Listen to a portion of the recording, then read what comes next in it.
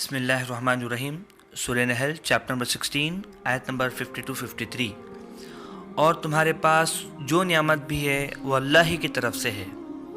फिर जब तुमको तकलीफ़ पहुंचती है तो तुम इससे फरियाद करते हो।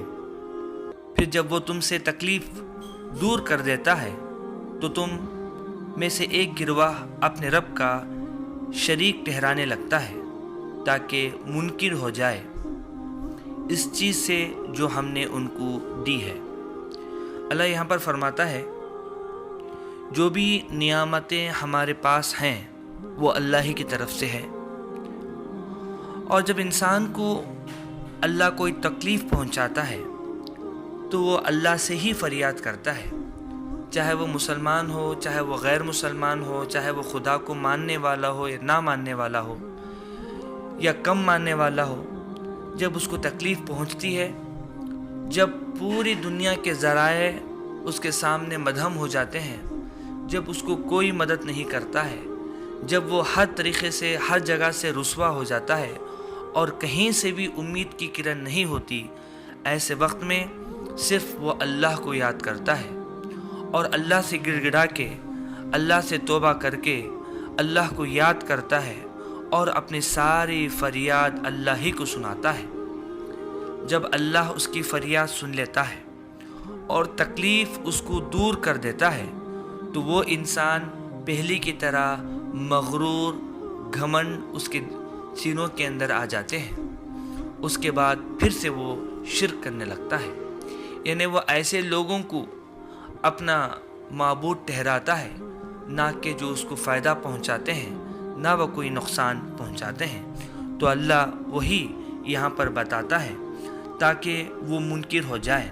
यानी इंसान की फितरत के अंदर ये है कि वो एक अल्लाह को माने। इसी वजह से जब उसको तकलीफ़ पहुंचती है तो वो सिर्फ़ एक अल्लाह को याद करता है। जब उसे तकलीफ़ हट जाती है, जब अल्लाह उसको खुशी देता है माल के ज़रिए से या औलाद के ज़रिए से या किसी भी किस्म की जब खुशी देता है तो अल्लाह के साथ साथ दूसरों को भी शरीक ठहराता है। अल्लाह यही फरमाता है कि वो मुनकिर हो जाता है, यानी वो इनकार कर देता है कि अल्लाह एक है। बस चंद रोज़ फ़ायदा उठा लो।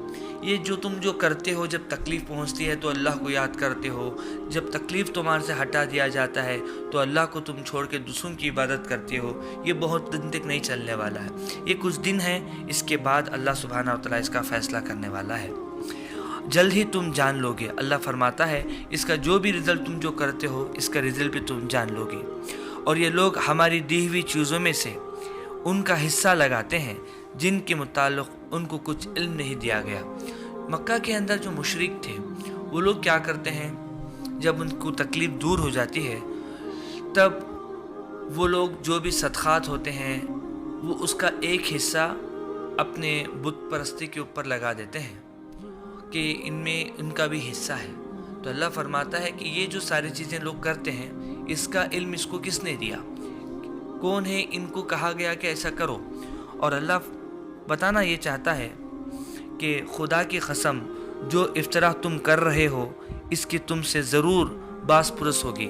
इन्हें जो भी तुम खुराफात कर रहे हो अपने घरों में या अपने मोहल्ले के अंदर, अपने गाँव के अंदर, जिसका तुम्हें इल्म नहीं दिया गया, अगर ये काम अगर तुम कर रहे हो जिसकी कोई दलील नहीं, ना खुदा ने कहा है इस तरह से करने के लिए, ना खुदा के रसूल ने कहा है इस तरह से करने के लिए, और वो काम तुम कर रहे हो, तो अल्लाह इसकी ज़रूर इसका हिसाब व किताब लेने वाला है। अल्लाह सुब्हानहू व तआला से दुआ है कि अल्लाह सुब्हानहू व तआला हमें कुरान समझने की तौफीक अता फरमाए।